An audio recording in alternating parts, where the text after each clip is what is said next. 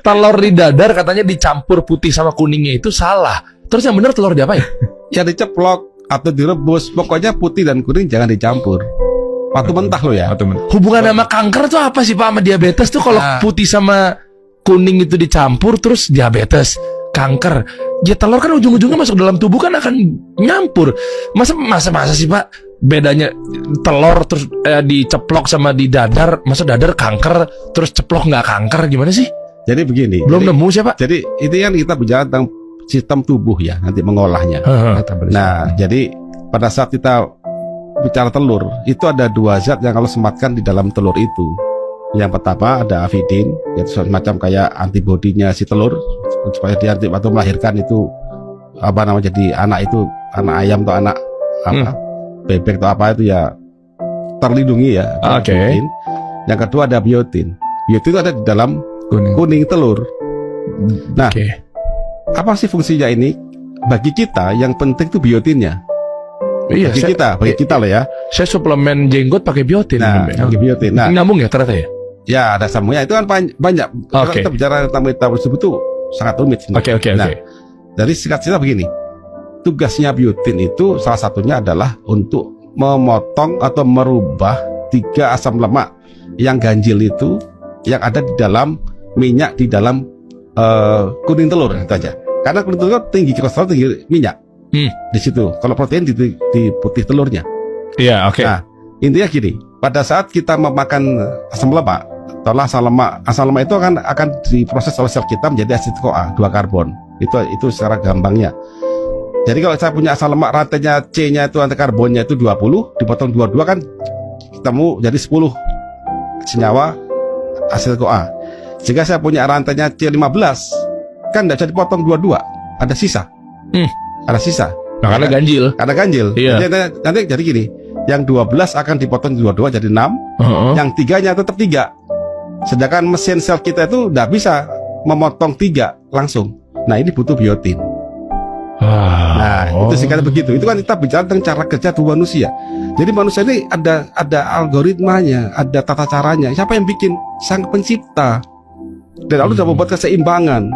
Setiap di dunia ini harus ciptakan berkeseimbangan, itu ada di surah Ar-Rahman kalau salah ya. Dan bentuk keseimbangan. Nanti kita jangan sampai merubah keseimbangan itu. Jika kita ada sakit, maka kembalikan keseimbangan. Nah, untuk mengembalikan keseimbangan itu, kita butuh ilmu di situ. Science. Nah, kita pelajari itu di konsep Karnus. Nah, singkat cerita kenapa kok jadi ke arah kanker, ke diabetes, hipertensi dan lain-lain ya? Karena banyaknya pada saat asam lemak itu banyak rantai ganjil ada di kuning telur, sedangkan kita dadar di mana avidin akan ngikat biotin. Diikat tadi. Karena kita aduk tuh dadar, kan jadi nyampur tuh. Nyampur, plak diikut ya, diikat begini, dia nggak fungsi tuh. Digoreng lagi atau direbus, rusak sudah. Udah terikat kan? Udah rusak, nggak pecah lagi, udah terikat ini. Nah, asam lemak yang ganjil masuk ke darah kita. Begitu dia sama di tubuh kita itu kurang biotin. Ya kan? Kurang nih. Nggak seimbang lagi. Jadi kita sering makan dada terus, sekiranya ada kekurangan biotin di tubuh kita, nggak seimbang dengan jumlah TG-nya yang ganjil, sehingga TG itu nggak bisa masuk ke dalam sel. TG apa sih Pak? Trigliserid, alat minyak, lemak yang ada dalam telur itu loh. Oke. Nah, itu nggak bisa masuk. Yang ganjil nggak bisa masuk. Kalau nggak bisa masuk, apa terjadi? Dia akan terjadi namanya oksidasi parsial. Nah, oksidasi parsial itu pembakaran minyak di dalam darah. Itu apa akibatnya? Akan terjadilah senyawa baru namanya malondialdehid dan jenisnya keton radikal. Inilah yang akan masuk ke dalam semua sel kita, yang akan bisa merampas elektron pada DNA, RNA, sehingga terjadilah resiko kanker. Nah, itu alurnya. Nah, kemana karena diabetesnya? Pada saat lemak tadi macet akibat kurang biotin, akibat itu ya, kemudian terkena oksigen dalam darah kita, terbakar kan, dia akan dimakan oleh sistem imun kita jadi plak. Jadi plak itu adalah sel imun kita yang memakan lemak yang terbakar di dalam pembuluh darah. Itu sudah aturan Sang Pencipta. Begitu ada kelukaan mikro di dalam aliran darah, ada inflamasi, maka datanglah makrofag, sel imun, memakan. Dia kayak polisi, dimakan sama dia.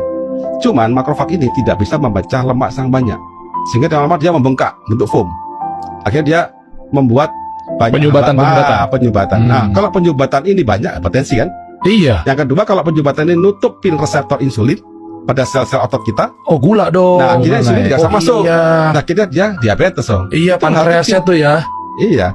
Itu baru dari telur ya. Belum kita ke arah asam lambung.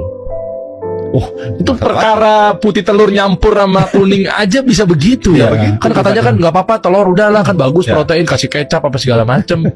Iya, Oh. telurnya bagus salah. Nanti kita bahas detail deh Pak ya, Iya. satu persatu nih ya. Iya.